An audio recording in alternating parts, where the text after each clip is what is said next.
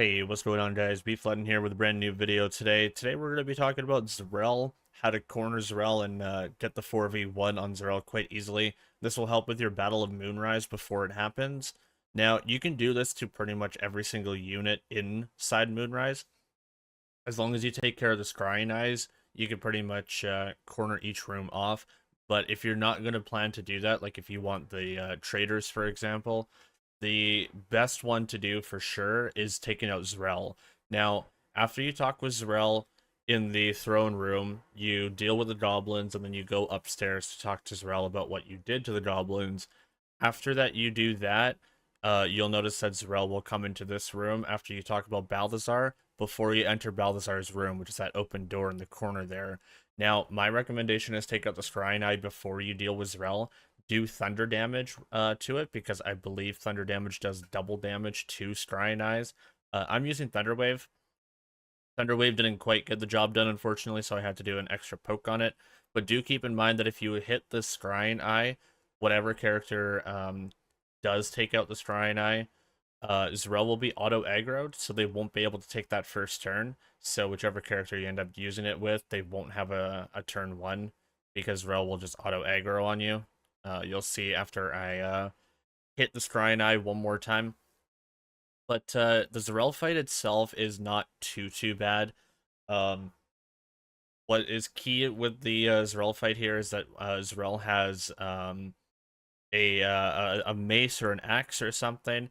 Being able to use command to drop that immediately is very nice. If you have a fighter, you can use disarm weapon, very helpful. If you yeah, if you have command, use command drop weapon. If you have a monk, use stunning strike on it.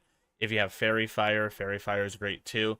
Anything that gives you an advantage on strikes, and anything that can make it so that Disciples Zrell doesn't hit you, because Zrell has some pretty annoying things like Cone of Cold and multi-swing, which is also very painful. The thing that I realized and noticed is that Zrell in this fight doesn't have counterspell, but Zrell in the Battle of Moonrise battle, Zrell will have counterspell, which I found really interesting. Um, Moonrise towers, when you get counterspells, when you're trying to set up like a silence or a glyph of warding for multiple damage, really sucks. But I cast multiple spells here, and I never saw one counterspell, which I found really interesting.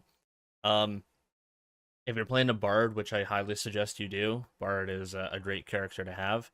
Tasha's Hideous Laughter actually does quite well.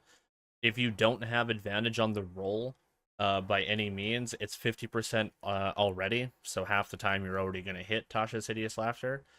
Every time you do damage to Zrell, they'll have a chance to break Tasha's Hideous Laughter, so from there I would do things like Command Weapon or Stunning Strike of any kind if you have a Monk or something like that.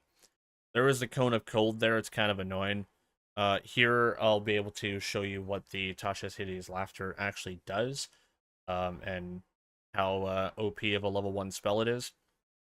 You can probably tell that I'm not using the same team as I was throughout the rest of the series. That will be covered in a video very shortly as to what team I'm using here. A lot of the times the team overly doesn't matter. It's more so the mechanics and how you prepare for the fight. I do recommend things like bards in pretty much every team, but besides that, the battles are mostly mechanic based in how you prepare for them. But I'll show you the team as to what I'm using, because it's going to be the team that I take forward to where I'm at now in the honor mode run. So there's Tasha's Hideous Laughter there. And from here, I want to be able to control Zrell one or two more times, whether I use command or whether I use stunning strike. So I'm going to use command here to drop the weapon. So if Zrell breaks Tasha's, they still have to spend an entire turn picking up the weapon, equipping the weapon. So that's another turn that I'm not getting hit. So I get 4 more turns to pelt Zrell. Besides controlling the fight as much as you possibly can with, command or stuns or Tasha's for incapacitating, it's really just cycling your turns and killing Zrell off as quickly as possible. I'd recommend not grouping up together.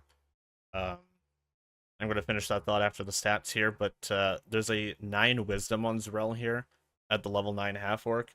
Zrell is not the most wise character, so if you have wisdom based spells, you can utilize those and do fairly well with them. Um, yeah, besides that, you're basically just cycling turns. Don't group up your allies too much because yeah, there is Cone of Cold, and Cone of Cold can do quite a lot of damage to a group of enemies. Can definitely screw you over.